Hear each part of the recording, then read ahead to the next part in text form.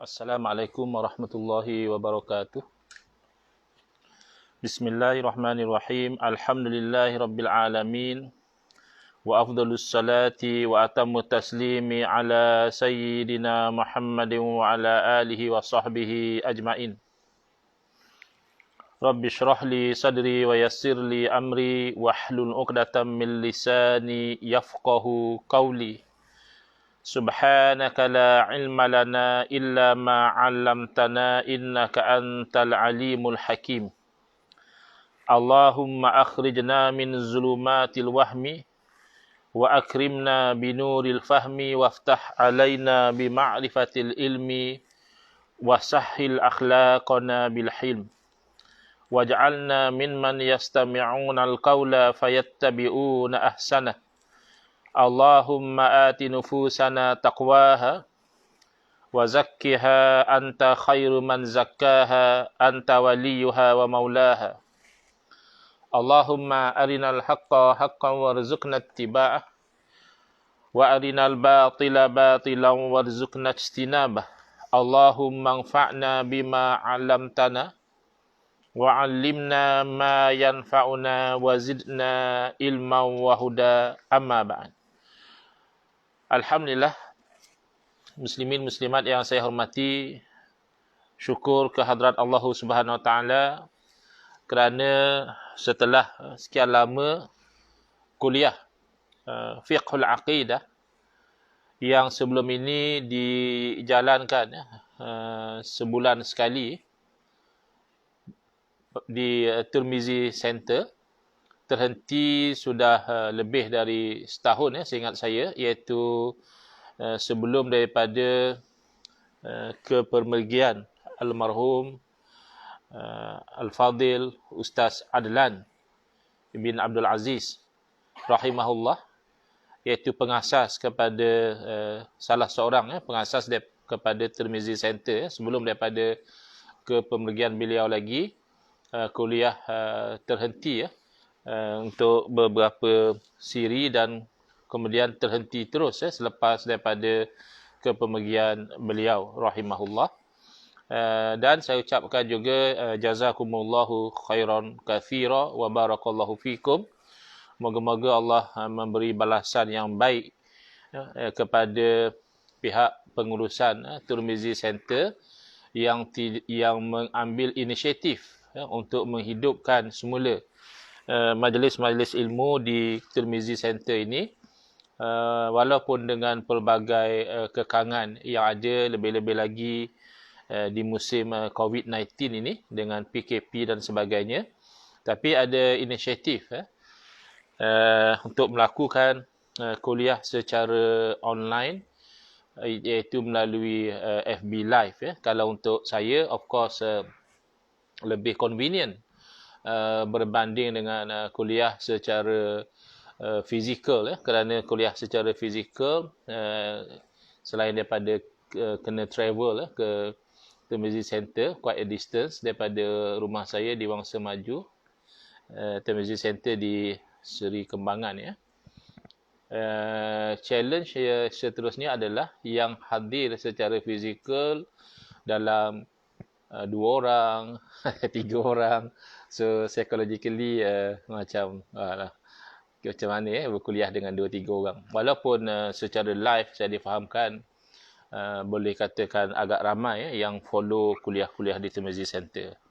Apapun kalau macam ni senang, kita dah tahu memang ini FB live, dan yang hadir juga hadir di hadapan handphone ataupun tablet masing-masing. Namun begitu, sebagai majlis ilmu, masih lagi kita itu menjaga adab-adab yang sepatutnya di dalam majlis ilmu, cara duduk kita, cara berpakaian kita, sopan santun kita, seolah-olah kita itu hadir berdepan, walaupun mungkinlah tidak strict sebagaimana kalau betul-betul berdepan, tetapi masih lagi untuk mendapat barakah, keberkatan itu kita usahakan sebaik mungkin untuk menjaga adab-adab di dalam majlis ilmu, walaupun majlis ilmu itu dijalankan secara online. Baik, Oleh kerana kita terhenti agak lama, maka saya fikir elok sekali kalau kita dapat mulakan dari awal, walaupun mungkin sebahagian daripada tuan-puan sudah pernah mengikuti kuliah ini sebelum daripada ini, tetapi since there was a break, lebih kurang dalam setahun lebih, tak salah, bahkan mungkin lebih baik untuk saya mulakan dari awal, iaitu ini kitab Fiqhul Aqidah. Kefahaman akidah ini disusun oleh guru dan juga ayahanda saya Al-Fadhil Ustaz Haji Engku Ali bin Engku Undud, hafizahullah wa nafa'ana bihi wa bi'ulumihi fid daraini amin. Dan kalau lihat pada mukaddimah kitab ini adalah kitab yang terakhir setakat ini, yang disusun atau diterjemah oleh ayahanda saya, kerana beliau ada kalanya menyusun kitab, ada kalanya beliau membuat terjemahan kitab, misalnya Minhajul Abidin lil Imam Al-Ghazali rahimahullah taala. Hikmat beliau adalah dengan menterjemah kitab tersebut ke dalam bahasa Melayu, dan ada beliau yang melakukan tahqiq juga ada kepada terjemahan, ataupun kita kata kitab hikam Melayu, itu beliau melakukan tahqiq. Tapi kalau fiqhul aqidah ini beliau susun sebagaimana juga fiqhu as-salah, itu kitab pertama beliau, fiqhus salah, kefahaman tentang solat, dan ini setakat ini adalah yang terakhir beliau susun, iaitu fiqhul aqidah. Baik. Jadi yang mana ada kitab ini, boleh buka di muka surat 15, iaitu kitab dalam bentuk soal jawab. Sebagaimana kita tahu, cara mendapatkan ilmu selain daripada seseorang itu menyampaikan, boleh jadi juga dengan cara seseorang itu menjawab soalan. Bahkan itu yang berlaku dalam kisah hadis Jibril alaihissalam yang masyhur, yang mana Sayyidina Jibril alaihissalam merupa sebagai rupa manusia, berpakaian serba putih, rambut sangat hitam, tidak ada orang yang kenal, tapi tidak ada juga tanda orang musafir. Jadi daripada pertanyaan Sayyidina Jibril alaihissalam, akhbirni anil Islam, beritahu saya tentang Islam. Daripada jawapan Nabi SAW itu, umat mendapat ilmu. Akhbirni anil iman, beritahu kepada saya tentang iman, umat mendapat ilmu. Akhbirni anil ihsan, beritahu saya tentang ihsan, juga umat mendapat ilmu. Bahkan di hujung hadis tersebut diriwayatkan bahawa Nabi SAW bertanya kepada Sayyidina Umar radhiyallahu taala anhu, atadri manis sa'il, adakah kamu tahu siapakah orang yang bertanya itu? Lalu Sayyidina Umar radhiyallahu anhu menjawab dengan penuh beradab, Allahu wa rasuluhu a'lam, Allah dan Rasul yang lebih tahu. Lalu Nabi SAW menyebut, fa innahu Jibril atakum yu'allimukum dinakum, sesungguhnya beliau itu adalah merupakan malaikat Jibril yang dia telah datang kepada kamu untuk mengajar kepada kamu agama kamu. Padahal Sayyidina Jibril alaihissalam hanya bertanya soalan. Yang menjawab soalan adalah Rasulullah SAW. Namun begitu, kombinasi soal dan jawab itu dianggap sebagai proses ta'lim, proses mengajar, menyampaikan ilmu. Muka surat 15 soalan. Apakah perkara-perkara yang perlu diketahui terlebih dahulu sebelum mempelajari ilmu akidah? Jadi ini style lama lah. Style susunan ilmu akidah tu cara lama, cara klasik, yang mana mungkin sebahagian daripada susunan ataupun perbincangan tentang akidah sekarang ini tidak didahului oleh perkara-perkara ini, menyebabkan ada kalanya berlaku kekeliruan. Berlaku misalnya sangkaan-sangkaan bahawa sesuatu percakapan itu membawa kepada syirik, sesuatu amalan itu membawa kepada syirik. Bahkan kuliah kita ini sepatutnya berjalan semalam, kerana kuliah kita ini dijadualkan setiap hari Selasa yang kedua dan setiap hari Selasa yang keempat. Tapi hari ini hari Rabu. Kenapa? Kerana semalam saya ambil peluang mengikuti seminar yang ada kaitan tentang isu ini, isu memahami akidah, iaitu amalan tabarruk, mengambil barakah daripada kesan-kesan peninggalan Nabi sallallahu alaihi wasallam. Bukan sahaja kesan peninggalan Nabi sallallahu alaihi wasallam, bahkan timbul pertanyaan bagaimana pula kalau ianya bukan kesan peninggalan Nabi sallallahu alaihi wasallam, tetapi hanya sekadar lakaran ataupun logo ataupun lambang yang berasaskan kepada sesuatu yang dikaitkan dengan Nabi sallallahu alaihi wasallam. Adakah boleh mengambil barakah kebaikan daripada perkara-perkara ini? Ini kan ada kaitannya dengan memahami akidah. Walaupun asalnya ia adalah soal hukum, ya. Apa hukum bertabaruk, mengambil barakah? Tapi sudah berlaku keadaan yang mana dikaitkan amalan mengambil berkat ini dengan akidah. Dikatakan bahawa amalan mengambil berkat ini bercanggah dengan akidah, membawa kepada syirik, seumpama dengannya. Jadi kalau kita perhatikan kekeliruan-kekeliruan seumpama ini, puncanya kerana tidak memahami perbezaan antara apa yang dikatakan akal, apa yang dikatakan syarak, apa yang dikatakan adat. Sehingga apa yang dilakukan atas dasar adat, atas dasar irtibatul asbab, perkaitan antara sebab dan juga musabbab, perkara yang kita katakan sebab, cause, musabbab, efek. Jadi dia ada irtibat, dia ada kaitan antara cause dan efek. Yang itu pula disangkakan sebagai perkara akidah. Padahal domainnya adalah domain adat. Domain perkara yang berulang-ulang berlaku. Maka dikaitkan. Bukan dikaitkan atas dasar kepercayaan akidah. Jadi maka perlu. Apakah perkara-perkara yang perlu diketahui terlebih dahulu sebelum mempelajari ilmu akidah? Baik, jawapan. Perkara-perkara yang perlu diketahui terlebih dahulu sebelum mempelajari ilmu akidah ialah mengenai jenis-jenis hukum supaya tidak terkeliru dan tidak bercelaru. Dari awal lagi telah diterangkan kenapa perlu tahu jenis-jenis hukum. Kerana kalau tidak tahu beza jenis hukum, terdedah kepada kekeliruan dan juga membawa kepada kecelaruan. Jadi nak mengelakkan kekeliruan, menjauhkan kecelaruan ini, maka diterangkan jenis-jenis hukum. Baik.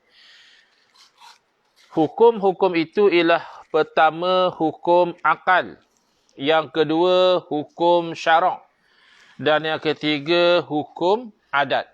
Kalau orang yang ada buku catatan, terus boleh buat dekat atas itu satu bulat hukum. Dekat bulat tu hukum. Kemudian tarik tiga jalur, iaitu jalur yang pertama hukum akal, jalur yang kedua hukum syarak, dan jalur yang ketiga hukum adat. Kerana setiap satu nanti ada pecahan lagi. Hukum akal ada pecahan lagi kepada 3. Hukum syarak asalnya pecah kepada 2. Kemudian setiap satu daripada 2 pecah kepada 5. Dan hukum adat dia ada kaitan antara 4 keadaan. Dikaitkan hingga menjadi 4 keadaan. Baik. Jadi hukum itu dulu terlebih dahulu apa dia hukum. Jadi tadi siang saya ada mesyuarat secara online Jawatankuasa Syariah Bank. Kita bincangkan satu isu yang agak kontroversial, bahkan antara pihak bank dengan pihak regulator. Ada berlaku perbezaan analisis ataupun penilaian. Yang menarik, bila kita nak menjawab kepada pihak regulator, pihak yang berkuasa tentang kenapa Syariah Committee membuat sesuatu stand, sesuatu pendirian terhadap sesuatu isu, walaupun sepertinya tidak align dengan kefahaman yang difahami oleh pihak regulator, kita cadangkan supaya dimulai dengan takrif terlebih dahulu. Kerana kalau kita lupa takrif, kita akan jadi bercelaru. Bahkan kalau kita lihat mabadi ilmu yang 10, permulaan ilmu yang 10, dia akan mulai al-mabda'ul awal. Permulaan yang pertama adalah hadduhu. Apakah had sesuatu ilmu? Had di situ maknanya apa? Ta'rif. Apakah ta'rif? Apakah definisi sesuatu ilmu? Maka ta'rif ini perlu. Kita ta'rifkan hukum terlebih dahulu. Hukum dari segi ta'rif bahasanya adalah itsbatul amri au nafyuhu. Hukum adalah itsbatul amri, menetapkan sesuatu perkara, au nafyuhu, atau menafikan. Itu dikatakan hukum. Misalnya kita kata, ini contoh-contoh yang simple lah. Ada kuliah. Itu hukum lah tu. Sebab kita menetapkan ada kuliah. Atau kita katakan kuliah tidak ada. Orang tanya ada kuliah tak? Kuliah tidak ada. Itu sudah kira menghukum. Dari segi takrif perkataan hukum, kerana kita menafikan. Kita kata tak ada. Ataupun tadi kita menetapkan, kita kata ada. Jadi sama ada kita isbatul amri, menetapkan sesuatu perkara, atau nafyuhu, kita menafikan perkara tersebut, maka kedua-duanya itu dinamakan hukum. Tetapi kita menetapkan atau menafikan sesuatu itu atas dasar apa? Kalau atas dasar akal yang menetapkan sesuatu, atau akal yang menafikan sesuatu, maka itu namanya hukum akal. Tapi kalau ditetapkan oleh syarak atau dinafikan oleh syarak, maka namanya hukum syarak. Atau ditetapkan oleh adat atau dinafikan oleh adat, maka namanya hukum adat. Tapi jangan kita bayangkan adat di sini macam kita kata adat orang Melayu. Ini ditetapkan oleh adat orang Melayu, ini ditetapkan oleh adat orang India, ini ditetapkan oleh adat orang Cina, ini adat Temenggung, ini adat pepatih. Bukan itu yang dimaksudkan di sini. Nanti kita akan terangkan.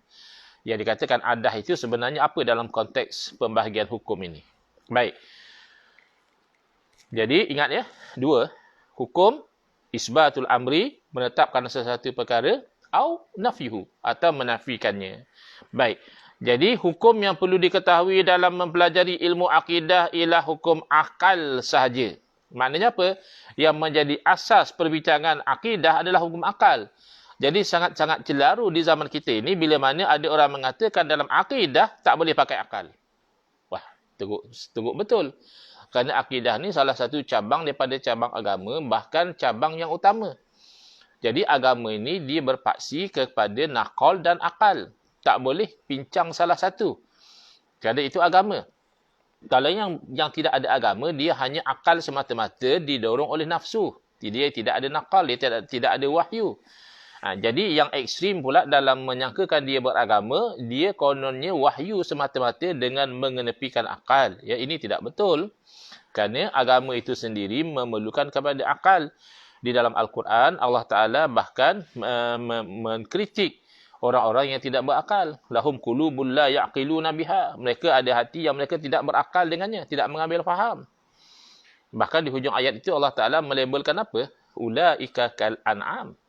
Yang ada hati, ada kebolehan untuk berfikir, tapi tidak mengambil faham dengan kebolehan itu, mereka adalah umpama binatang. Balhum adall. Bahkan mereka lebih sesat lagi daripada binatang. Bahkan seseorang itu untuk terikat dengan hukum syarak, untuk dikatakan dia ni telah melakukan satu perkara yang haram, atau dia itu melakukan satu perkara yang wajib, syaratnya dia kena orang yang akil, kena orang yang berakal. Kerana syarat mukallaf, orang yang dibebani dengan hukum, kena berakal. Mana akal itu penting dalam agama. Kalau tidak berakal, dia tidak mukallaf. Dia tidak dia terikat dengan hukum hakam agama. Jadi, bila begitu keadaannya, lebih-lebih lagi lah di dalam akidah, ia bergantung kepada bagaimana akal itu memahami hakikat. Bukan mengatakan tidak ada kena mengenai langsung dengan hukum syarak.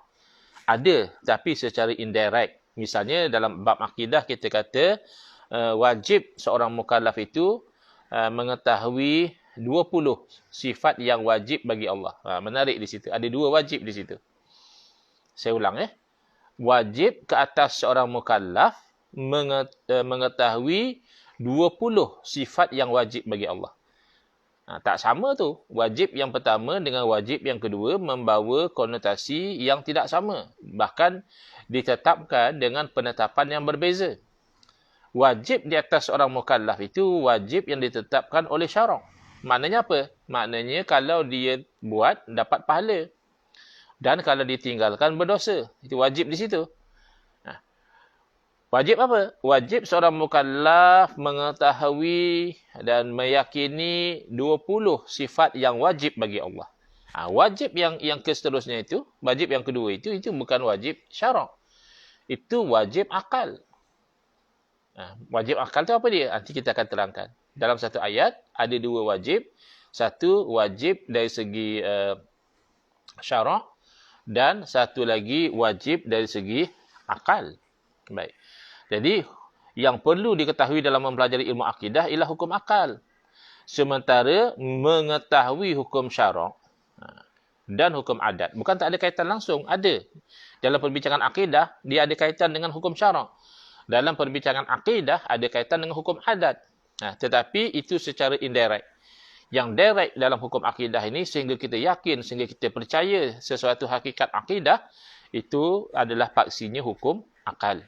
Baik. Tapi kita ambil tahu hukum syarak, kita ambil tahu hukum adat, supaya kita mengetahui perbezaan ta'rif atau definisi dalam setiap hukum itu. Dan juga sebagai pengetahuan juga. Bahkan itu nanti berfungsi dalam domain fiqh. Dalam bab fiqh, dia hukum syarak. Yang banyaknya hukum syarak dalam bab fiqh. Dan dia akan ada kaitan dengan hukum adat. Hukum syarak, dia ada kaitan dengan hukum adat. Contoh je lah, dalam bab hukum syarak, nak dilihat keadaan satu orang tu haram dia membunuh seseorang yang lain dengan sengaja. Bila dia bunuh seseorang dengan sengaja, maka hukumnya kisos. Melainkan kalau dia maafkan oleh waliyuddam. Baik. Sengaja tak sengaja itu bagaimana nak ditentukan? Kalau orang itu dia tahu, kalau dia terbukti bersalah membunuh seseorang yang lain, seorang Muslim dengan sengaja, dia akan dijalankan hukum kisos. Maknanya dia juga akan mati. So most probably, naturally manusia akan deny.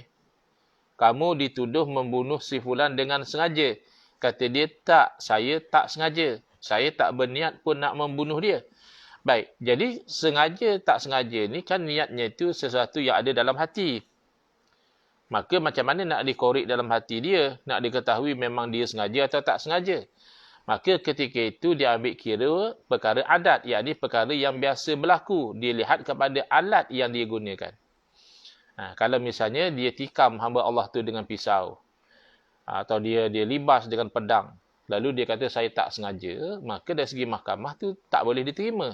Kerana pedang dan pisau itu secara adat, secara kebiasaannya membawa kepada kematian. Tapi kalau dalam fakta kes misalnya, dia dituduh membunuh dengan sengaja, kata dia tak sengaja. Dia tak ada niat pun nak bunuh kawan tu. Dalam fakta kes, apa yang berlaku, dia tampar mangsa, lalu mangsa meninggal. Itu kan boleh diterima bahawa dia tidak sengaja. Kerana sekadar tangan kosong dan sekali tampar itu secara adat, secara kebiasaan itu tidak membawa kepada kematian. Jadi nak menentukan seseorang itu nanti wajib kisos. Wajib itu kan hukum syarak. Ataupun tak wajib kisos. Sebaliknya dia kena bayar diah. Ya, kalau qatlul khata' bunuh dengan tak sengaja, dengan tersilap, maka itu dilihat kepada hukum adat. Adatnya setakat tumbuk tak mati. Tapi dalam kes tu, tak macam mana sampai ajal dia mati. Dia kata dia tak sengaja. Itu kan boleh diterima. Hukum adat itu dia ambil kira. Tapi kalau dia dah libas leher kawan tu dengan pedang samurai misalnya, sampai terputus kepala hamba Allah tu, lalu dalam mahkamah dia kata, yang arif, saya sebenarnya tak ada niat. Ya. Saya cuma geram sangat kat dia. Saya hayun je lah dengan pedang samurai. Tapi saya langsung tak ada niat nak bunuh dia. Itu tak diterima. Kerana dia ambil kira hukum adat. Kebiasaannya kalau pedang samurai dihayun ke leher itu kan membawa maut. Jadi itu domain dia. Domain hukum syarak dan hukum adat banyak berfungsinya dalam bab fiqh, bab fiqh. Hukum akal banyak berfungsi dalam bab akidah. Namun begitu tidak menafikan bahawa even dalam hukum fiqh juga ada elemen akal. Qiyas misalnya. Qiyas itu kan sumber hukum, salah satu sumber hukum syarak. Jadi dalam bab qiyas perlu pada guna akal. Sebab itu kadang-kadang kita lihat walaupun orang tu misalnya dia belajar usul fiqh, tetapi dalam bab dia memahami hukum lemah. Kenapa? Kerana mungkin dia kurang menggunakan akal. Kerana sepatutnya bila dah belajar usul fiqh, dia sudah faham salah satu teknik mengeluarkan hukum namanya qiyas. Tapi kenapa dia fail di situ? Kemungkinan dalam penggunaan akal itu kurang berkesan. Baik. Selain itu, supaya kita tidak terkeliru dan tersilap dalam menghukum. Ini tujuan yang penting. Kenapa kita nak beza hukum akal apa dia, hukum syarak apa dia, hukum adat apa dia. Sebagai contohnya, seseorang itu telah berkata, api itu menghanguskan. Ya, api itu dah menghanguskan dah. Habis baju terbakar. Kenapa? Api dah hanguskan baju saya. Ya, lalu ada orang dengar percakapan dia, dia kata kamu kafir. Kenapa? Kerana kamu itu mengatakan api membakar, api menghanguskan. Padahal hakikatnya adalah Allah. Bukan api yang membakar, Allah yang membakar, Allah yang menghanguskan. Kamu kata api membakar, kamu kafir. Kamu ni adalah golongan Mu'tazilah, kamu adalah golongan Qadariyah misalnya. Jadi kenapa jadi begitu ekstrim sehingga pergi kepada takfir? Begitu lancang, begitu mudah menghukum kafir kepada orang yang ahli qiblah kerana dia gagal membezakan penetapan itu adakah hukum akal, adakah hukum syarak, adakah hukum adat. Padahal ketika mana orang itu mengatakan api itu menghanguskan, orang itu bercakap atas hukum adat. Bukan atas dasar mengingkari hakikat pegangan akidah. Bila dia mengatakan api menghanguskan, bukan berarti dia menafikan Allah berkuasa. Allah yang sebenarnya menghanguskan, bukan. Dia hanya menceritakan perkaitan cause and effect. Cause sesuatu yang berlaku dahulu. Effect sesuatu yang berlaku selepasnya. Kalau kirakan hakikat, boleh saja hangus dahulu sebelum bersentuh dengan api. Boleh saja hangus tanpa bersentuh dengan api. Sebab Allah yang menghanguskan, bukan api. Tapi yang dikata api menghanguskan, itu cerita kebiasaannya. Apabila sesuatu itu bersentuh dengan api, maka hangus. Maka terbakar. Maka bila dia mencerita atas dasar hukum adat, itu tidak membawa kepada kufur. Tak timbullah nanti, kamu minta tolong dengan Nabi SAW, Nabi lah penyembuhku, Nabi lah penyelamatku, maka kafir, maka musyrik. Tidak. Kerana apabila dikatakan Nabi lah penyembuhku, Nabi lah penyelamatku, itu atas dasar irtibat antara sebab dan musabab. Kesembuhan itu dikaitkan dengan barakah daripada Nabi SAW. Sehingga kan saya ingat ada fatwa yang dikeluarkan di sebuah negeri di negara kita yang mengatakan selawat syifa itu mengandungi elemen syirik. Mana selawat syifa itu tak sepatutnya diamalkan. Kalau tahu selawat syifa antara lafaznya Allahumma salli ala sayyidina Muhammadin tibbil qulubi wa dawaiha wa afiyatil abdani wa shifaiha wa nuril absari wa diyaiha wa ala alihi wa sahbihi wa barik wa sallim, ataupun dengan lafaz yang seumpama dengannya. Jadi ada kalimah syifa di situ Allahumma salli ala sayyidina Muhammadin, ya Allah selawat ke atas penghulu kami Muhammad, tibbil qulubi wa dawaiha, yang menjadi rawatan dan penyembuh kepada hati, wa afiyatil abdani wa shifaiha, dan yang menjadi kesihatan dan kesembuhan kepada tubuh badan. Jadi yang dikatakan syirik, kenapa? Kerana kata dia, kita dalam selawat itu kita mengatakan bahawa Nabi SAW syifa, penyembuh. Padahal yang menyembuhkan penyakit adalah Allah. Bila kamu katakan Nabi SAW syifa, penyembuh, berarti kamu menyamakan Nabi seperti Allah. Allah menyembuhkan penyakit, Nabi juga menyembuhkan penyakit. Jadi kalau begitu Nabi dan Allah sama, itu kan syirik. Jadi di situ dah punca kekeliruannya. Dia gagal membezakan bila disebutkan syifa dan dinisbahkan kepada Nabi SAW, tidak sama apabila syifa dinisbah kepada Allah Subhanahu Wa Taala. Wa idza maridtu fahuwa yashfin. Apabila aku sakit, maka dia Allah yang menyembuhkan. Itu hakikatan. Itu secara hakikat. Adapun bila dikatakan Nabi SAW itu syifa, itu adalah secara sababan.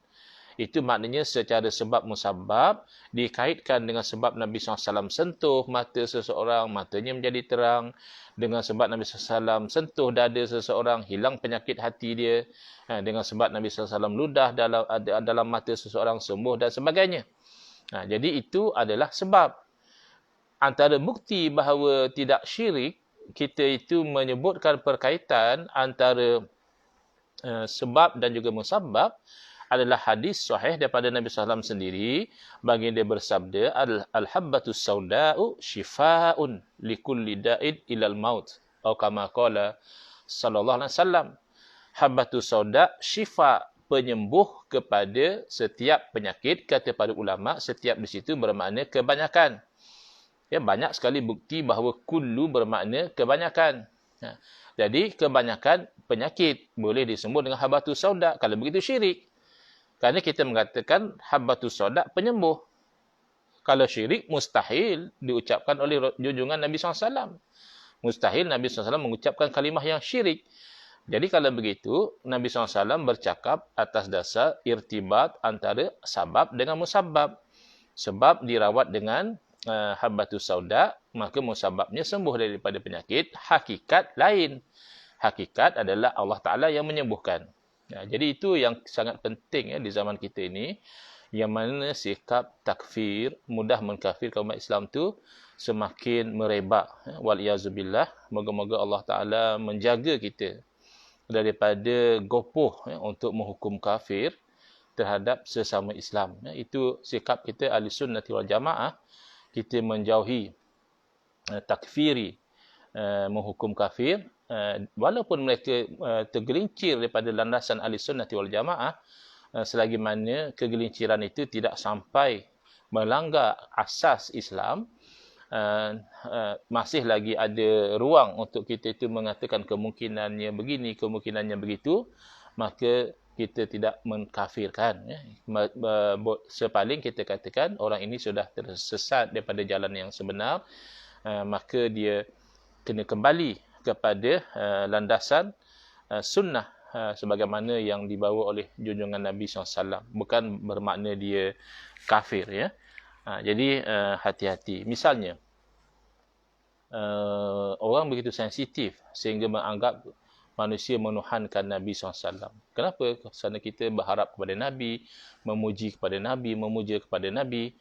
Baik, kalau kita katakan bahawa Nabi SAW lah yang memberi hidayah kepada kita. Yang memberi hidayah kepada kita adalah Rasulullah SAW. Syirik atau tidak? Selari atau tidak dengan ajaran agama? Untuk kita katakan bahawa yang memberi hidayah kepada kita adalah Rasulullah SAW. Baik. Bergantung kepada hakikat ataupun sabab. Kalau kita mengatakan bahawa memang Nabi SAW memberi hidayah kepada kita, bukan Allah, maka itu jelas bercanggah dengan akidah. Kerana akidah hakikatnya yang memberi hidayah adalah Allah. Dan bercanggah misalnya dengan firman Allah Ta'ala, Innaka la tahdi man ahbabta, walakinna allaha yahdi man yasha. Sesungguhnya kamu tidak memberi hidayah. Jadi kata-kata kita bahawa Nabi SAW memberi hidayah itu bercanggah dengan ayat Quran. Ayat Quran menafikan. Bukan kamu. Yang ini bukan Nabi SAW memberi hidayah. Bermakna apa? Secara hakikat. Habis yang memberi hidayah secara hakikat siapa? Sesungguhnya Allah yang memberi hidayah kepada sesiapa yang Allah kehendaki. Baik. Tapi kalau kita bercakap, sebagaimana kebanyakan orang Islam bercakap, adalah daripada sudut asbab sebenarnya, bila kita memuji, menisbahkan kebaikan kepada Nabi SAW, menisbahkan pertolongan kepada Nabi SAW, bahkan menisbahkan hidayah kepada Nabi SAW, itu secara sabab, itu memang benar. Itu yang berlaku, itu realitinya. Itu tidak ada kena-mengena dengan menjanggah akidah. Dan bahkan itu sesuai dengan firman Allah Ta'ala, Innaka la tahdi ila siratim mustaqim. Ayat Quran juga. Sesungguhnya kamu, wahai Muhammad, benar-benar memberi hidayah kepada jalan yang lurus. Jadi, takkan ayat Quran sama ayat Quran bercanggah? Mustahil. Yang bercanggah itu kalau datang bukan daripada Allah. Law kana min indi ghairillah lawajadu fihi ikhtilafan katsira. Kalaulah ianya bukan daripada Allah, nescaya mereka akan dapati itu percanggahan yang banyak. Tetapi Al-Quran daripada Allah, mustahil ada percanggahan. Kalau ada yang dikatakan ta'arud, percanggahan itu ta'arud zahiri. Itu percanggahan zahir yang ada dalam minda seorang mujtahid secara awalan sebelum dia menjumpa jalan untuk mentaufik atau mentaksis atau menasakh dan sebagainya. Itu hanya ta'arud dalam zahir pemikiran seseorang mujtahid, bukan ta'arud yang hakiki. Mustahil berlaku percanggahan yang hakiki antara ayat Quran dan ayat Quran. Satu ayat Quran mengatakan Nabi SAW tidak memberi hidayah. Satu ayat Quran yang lain mengatakan benar-benar Nabi memberi hidayah. Maka kalau kita faham konteks di mana ayat ini disebutkan, tidak timbul isu percanggahan. Bila dinafikan hidayah daripada Nabi SAW, itu hidayah secara hakikat, daripada Allah Ta'ala, bukan daripada Nabi SAW. Dan bila dinisbahkan, ditetapkan hidayah kepada Nabi SAW, itu daripada sudut sebab. Allah jadikan Nabi SAW sebab kepada hidayah. Bahkan kadang-kadang kita jumpa dalam ayat yang sama, seolah-olah ada percanggahan, padahal ia hanya beza hakikat dan sabab. Misalnya dalam Al-Quran Allah berfirman, wa ma ramaita idh ramaita walakinallaha rama. Bukanlah kamu yang melontar. Itu ma nafiyah, ma yang menafikan. Idh ramaita, ketika mana kamu melontar. Walakinallaha rama, akan tetapi Allah lah yang melontar. Sepintas lalu kan ada percanggahan. Kerana di awal ayat Allah menafikan, bukan kamu yang melontar. Sejurus sejenak selepas itu Allah menisbatkan idh ramaita, ketika mana kamu melontar. Mana satu? Sekejap Allah kata bukan kamu melontar. Sejenak selepas itu juga disebut seketika mana kamu melontar. Mana satu yang betul? Mana boleh tanya mana satu yang betul? Dua-dua ayat Al-Quran, ayat yang sama. Maka kedua-duanya mesti betul. Tapi betulnya dalam konteks yang betul, bukan dalam konteks yang silap. Wa ma ramaita khalqan idh ramaita kasban walakinallaha rama haqiqatan. Bukan kamulah yang melontar secara menciptakan pelontaran, al-khalqu lillah, penciptaan itu milik Allah. Idh ramaita kasban, ketika mana kamu melontar sebagai usaha dan ikhtiar, sebab dan musabab. Walakinallaha rama, akan tetapi kalau secara hakikat Allah lah yang melontar, kerana kamu juga makhluk Allah. Perbuatan kamu juga makhluk Allah. Perbuatan kamu melontar itu pun makhluk Allah. Wallahu khalaqakum wa ma ta'malun, dan Allah yang menciptakan kamu dan apa yang kamu lakukan. Baik. Jadi dengan begitu gopoh, dengan begitu gelojoh mengatakan kafir semata-mata kerana tidak memahami percakapan seseorang, itu sangat-sangat berisiko. Saya menasihati kepada diri saya dan kepada ikhwati fillah, saudara-saudara saya yang sama-sama menuntut ridha Allah, kita jauhilah sikap takfiri ini, baik ke sebelah sana ataupun ke sebelah sini, kita jauhi. Kerana ada banyak kemungkinan bahawa percakapan yang kita sangkakan kafir ataupun kufur tadi sebenarnya ada mahmal yang jamil, ada tanggungan yang cantik yang tidak membawa seseorang itu keluar daripada Islam. Di sini bila dikatakan api itu menghanguskan, sebenarnya dia bercakap atas hukum adat, bukan atas dasar ingkar hakikat pegangan akidah, bahawa hakikat yang menghanguskan itu adalah Allah Subhanahu wa taala. Baik. Itu mukadimahnya. Sekarang hukum akal. Masuk kepada yang pertama, pengertian hukum akal. Hukum akal, ini ada berulang di sini. Hukum akal ialah ketetapan hukum yang ditetapkan oleh akal. Berapa kali tetap dah di situ tu. Hukum itu sendiri adalah menetap atau menafikan. Ketetapan hukum lagi, yang ditetapkan lagi. Jadi, boleh saja begitu, tapi ada pengulangan yang tidak perlu. Boleh saja kita katakan, hukum akal ialah ketetapan yang ditetapkan oleh akal untuk mensabitkan atau menafikan hukum bagi sesuatu. Kan kita dah takrifkan hukum sebagai isbatul amri au nafyuhu. Menetapkan sesuatu atau menafikan. So dalam konteks hukum akal, yang menetapkan itu akal. Atau yang menafikan itu akal. Boleh pula akal menetapkan ataupun menafikan, Ustaz. Tidakkah apa ketetapan dan juga penafian itu mesti daripada Quran dan hadis? Iya, yang dikatakan Quran dan hadis itu hukum syarak. Adapun bila kita bercakap tentang akal, memang itu hukum akal lah namanya. Sebagai contoh, contoh ini sebenarnya selalu saya ulang, tapi kenapa selalu saya ulang? Kerana insya-Allah mudah faham. Saya selalu bagi contoh begini, nak terangkan tentang hukum akal ini. Satu orang keluar dari rumah dia, pergi ke satu tempat lain. Contohlah orang yang ada urusan, walaupun PKPB, dia boleh pergi ke tempat urusan dia. Jadi dia tinggalkan rumah dia dalam keadaan kemas, elok, kemudian dia tutup pintu dan dia kunci. Maklumlah nak tinggal rumah zaman sekarang ni, kadang-kadang kalau kita tinggal macam itu saja, boleh berlaku kecurian dan sebagainya. Jadi dia tutup pintu dan dia kunci. Balik daripada urusan. Katakanlah dia bermalam di tempat urusan, keesokan pagi dia balik ke rumah. Dari jauh pun dia dah tak sedap hati kerana dia nampak pintu rumah terbuka. Kenapa ni? Bila dia sampai dekat, dia tengok mangga yang dia pasang semalam tu dah terkopak. Dan bila dia jenguk dalam rumah, dia akan dapati barang-barang berselerak. Jadi apa yang bermain dalam fikiran dia ketika itu? Kalau kita bayangkan kita berada dalam situasi demikian, apa yang ada dalam fikiran kita adalah, alamak, rumah aku dah kena pecah masuk dah. Walaupun dah kunci, ada juga orang yang sanggup pergi pecah masuk. Okey, soalan, macam mana kita tahu ada orang dah pecah masuk rumah kita? Sedangkan pada masa kejadian, kita berada di tempat lain. Katakanlah, saya ambil contoh Wangsa Maju lah, sebab saya tinggal di Wangsa Maju. Jadi orang tu tinggal di Wangsa Maju, tempat urusan dia misalnya di Seri Kembangan. Jadi balik pada Seri Kembangan, baru dah lihat apa yang berlaku, tapi dia yakin rumah dia dah dipecah masuk. So the question is, siapa yang beritahu? Pasti bukan mata dia. Kerana ketika kejadian, mata berada di tempat lain. Pasti bukan telinga dia. Kerana ketika kejadian, telinga juga di tempat lain. Bahkan seluruh jasad diri dia berada di tempat lain pada ketika kejadian.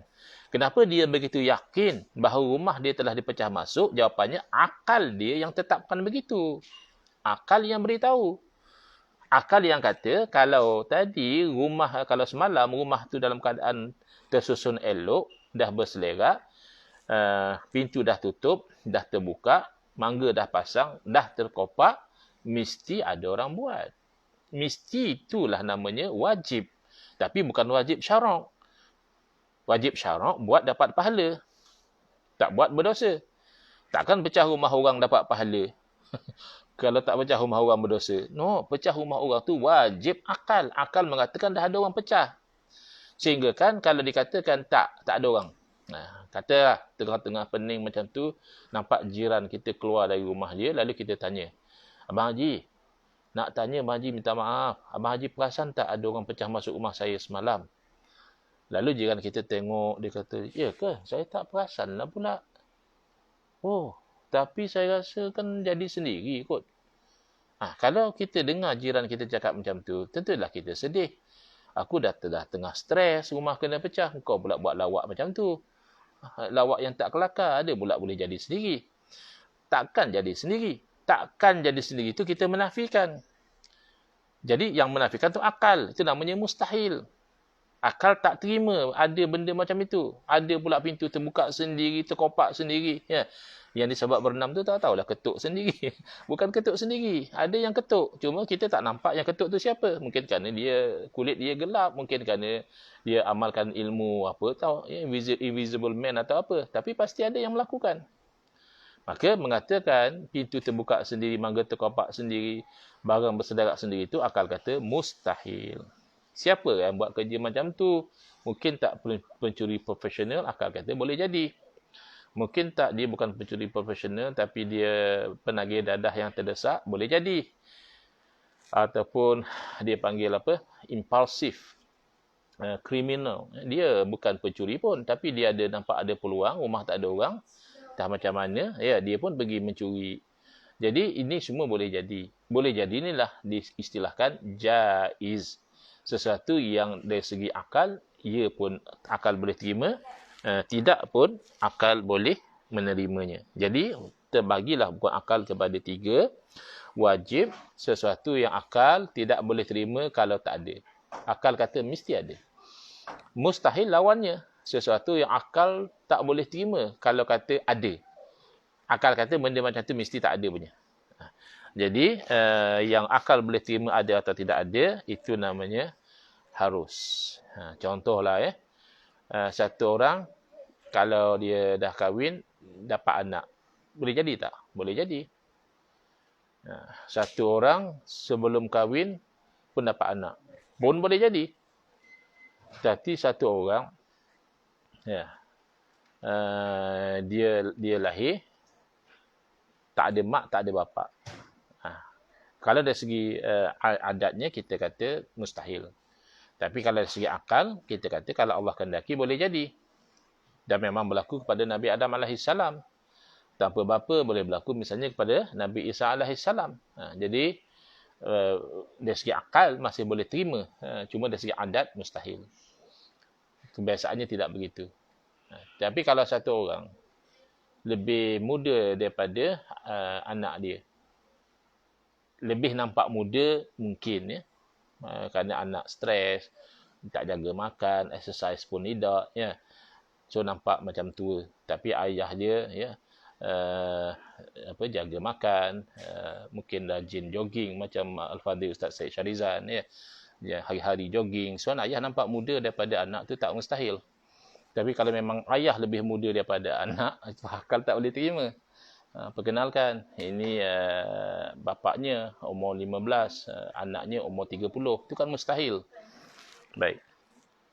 Jadi itu saya rasa dengan contoh itu sudah faham, ya.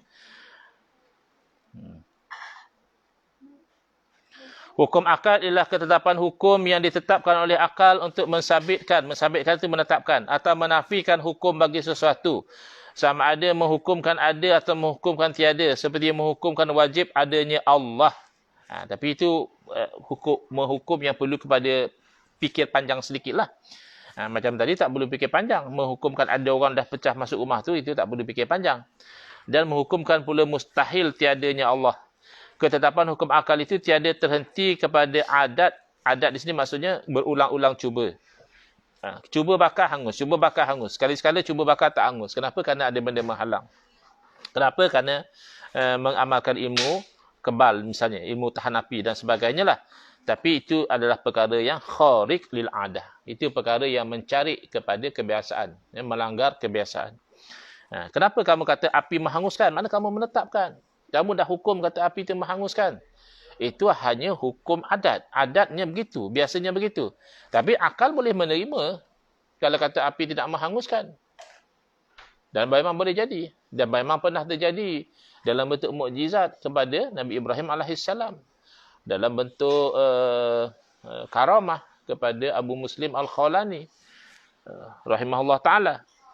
Jadi, ini hanya hukum yang ditetapkan oleh akal, tak perlu nak cuba-cuba ulang kali. Jangan cuba-cuba ulang kali baru kita tetap atau kita nafikan, itu namanya hukum adat. Dan hukum akal itu tiada pula ia terhenti kepada ketetapan yang ditetapkan oleh sesiapa. Maknanya ditetapkan begitu. Itu hukum syarak. Allah yang tetapkan. Atau menghantarkannya seperti hukum syarak. Jadi diterangkan tu nak beza. Hukum akal begini, akal yang tentukan. Kalau ditentukan oleh banyak kali cuba, itu hukum adat. Kalau ditentukan oleh yang menentukan, ditentukan oleh Allah dan Rasul, itu hukum syarak. Soalan, ini boleh laju sebab kita dah terangkan. Dengan contoh tadi, kepada berapakah terbahagi hukum akal? Hukum akal terbahagi kepada 3, wajib, mustahil dan harus. Apakah erti wajib? Wajib erti barang yang tidak diterima. Barang ataupun sesuatu lah. Barang ni masih istilah lama. Wajib berarti barang atau sesuatu yang tidak diterima pada akal akan tiadanya. Malahan ianya tetap ada. Atau wajib ada. Contohnya, seperti wajib adanya Allah. Tuhan yang menciptakan alam. Apakah arti mustahil? Jawapan, mustahil berarti barang, yakni sesuatu yang tidak diterima pada akal akan adanya. Akal kata memang tak ada punya. Malahan ianya tetap tiada atau mustahil ada. Contohnya, mustahil ada berlakunya tiada Allah. Dia kata Allah tu tiada, tu mustahil. Orang yang boleh kata Tuhan tak ada, itu kerana dia tidak berfungsi akal dia dengan baik. Kalau akal berfungsi dengan baik, confirm dia akan terima Allah ada. Mana bukti? Diri kamu itulah bukti. Tak perlu nak pergi jauh-jauh. Setiap diri manusia ini adalah bukti kewujudan Allah. Kerana apa? Kerana kita manusia tidak menciptakan diri kita. Bahkan tidak diciptakan oleh ibu bapa kita pun. Kalau diciptakan oleh ibu bapa, memang perfect lah. Setiap orang hidung mancung, dia tinggi, lampai. Tak ada kekurangan langsung. Mana ibu bapa nak anak yang ada cacat? Ibu bapa tidak menciptakan anak. Hanya berusaha saja. Ada yang dapat, ada yang tak dapat.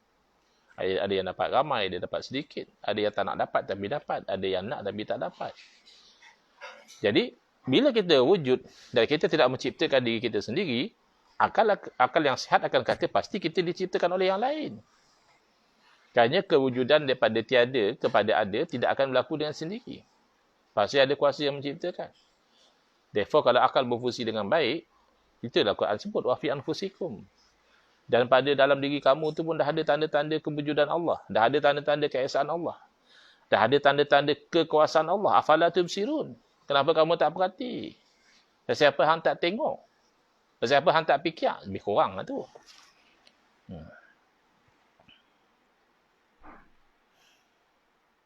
Baik. Jadi, itu contoh mustahil. Maka hal itu, yakni Tuhan itu tak ada adalah mustahil sama sekali. Kerana alam ni baru. Baru di mana apa? Baru ada lah. Dulu ni tak ada. Kita pun dulu tak ada. Lah ni baru ada. Sekejap lagi tak ada pula. Berubah-ubah macam tu bukan kita ubah sendiri. Ni, kita sekarang ni yang dah berusia. Ustaz Engku ni dah beruban-uban, dah janggut apa semua ni. Rambut masih Alhamdulillah hitam lagi. Ada putih-putih. Bukan saya nak macam ni. Kalau maintain hitam lagi pun bagus juga. Nampak macam segak sikit lah. Ini dah uban macam ni, kurang segak lah. Tapi tak boleh ubah. Habis siapa yang ubah? Dulu masa kecil-kecil nampak Tok Ki saya orang tengah panggil Tok Ki. Tok lelaki. Tok hak lelaki. Tok Wan, Tok hak perempuan lah kot. Jadi, tanya, siapa rambut Tok macam tu? Ada pula kutu yang suka menipu budak-budak. Dia kata, Tok ubuh cat. Tok saya, tukang kayu. Memang ada cat buah katil dia. Saya kata, sungguh kok. Dia ubuh cat. Sik baik saya tak ambil cat sapu atas kepala saya. Nak dia rambut putih juga. Lama-lama pun kita faham. Ini perubahan bukan kita buat. Bukan kita ubuh cat. Bahkan pada satu sudut macam cat tu luntur. Dulu ada cat hitam. Dia luntur-luntur, tinggal hak putih kat dalam tu. Siapa yang buat? Jadi orang yang menolak kewujudan Tuhan tu, dia tidak faham bahawa mengatakan Tuhan tak wujud tu mustahil. Kalau akal dia sihat, dia tak akan begitu. Tapi itulah hidayah daripada Allah Ta'ala. Apakah arti harus seperti barang, yakni sesuatu yang diterima pada akal akan adanya dan tiadanya. Ada pun akal kata okey, tak ada pun akal kata okey. Seperti wujudnya yang mungkin. Adakah satu masa Al-Fadhil Ustaz Syed Syarizan akan punya cicit? Cuculah ya, tak ada cicit lah.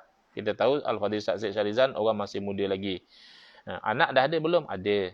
Anak Ustaz mungkin kahwin tak? Mungkin. Kalau kahwin mesti dapat anak tak? Tak mesti. Anak dia itu siapa? Cucu lah. Jadi Al-Fadhil Ustaz Syed Syarizan akan ada cucu atau tak? Akal kata boleh jadilah. Biasalah tu orang ada zuriat, ada cucu, ada cicit. Tapi kalau katakan tak ada pun, ada juga orang zuriat terakhir dia hanya anak. Kenapa? Kerana mungkin anak meninggal, mungkin anak tak kahwin, mungkin anak kahwin tapi tak dapat zuriat. Banyak kemungkinan. Jadi cucu atau cicit seseorang yang belum punya cucu dan belum punya cicit, bahkan anak bagi seseorang yang belum punya anak, itu mungkin akan boleh terima. Ada atau tak ada akan boleh terima. Tapi kalau kata Allah tak ada, akal tak boleh terima sepatutnya. Kecuali akal dia tak berfungsi. Allah ada, akal mesti kata begitu. Ya, Allah mesti ada. Baik. Lanjutan pembahagian hukum akal yang 3 itu insya-Allah in the next kuliah, iaitu di muka surat 19 ya. Kitab ni sebenarnya ada dengan saya. Cuma saya ni bukan kata malas tak juga. Tapi tak berapa rajin. Nak post kitab, nak edar kitab tu kurang rajin. Jadi kalau pihak TC misalnya boleh uruskan siapa yang berminat nak kitab banyak mana. Tinggal mai wakil seorang datang ke rumah ambil kitab tu. Tu ahlan wa sahlan. Supaya walaupun pengajian kita jarak jauh guna online. Tapi masih lagi pengajian berkitab yang efektif. Yakni saya ada kitab sebagai rujukan dan muslimin muslimat juga ada kitab sebagai rujukan dan tempat catatan. Kalau ada soalan boleh ajukan kepada pihak TC. Senang supaya kita senang. Soalan yang diajukan pada kuliah kali ini akan dijawab pada kuliah yang akan datang insya-Allah. Hadza wabillahi taufiq wal hidayah. Wassalamualaikum warahmatullahi wabarakatuh. Bismillahirrahmanirrahim. Alhamdulillahirabbil alamin wassalatu wassalamu ala asyrafil anbiya'i wal mursalin wa ala alihi wa sahbihi ajma'in. Allahumma shrah sudurana wa ahsin akhlaqana wa azim ujurana wa nawwir qulubana binuri hidayatika kama tarada binuri syamsika abadan abada birahmatika ya arhamar rahimin. Walhamdulillahirabbil alamin. Amin ya rabbal alamin wal afu minkum.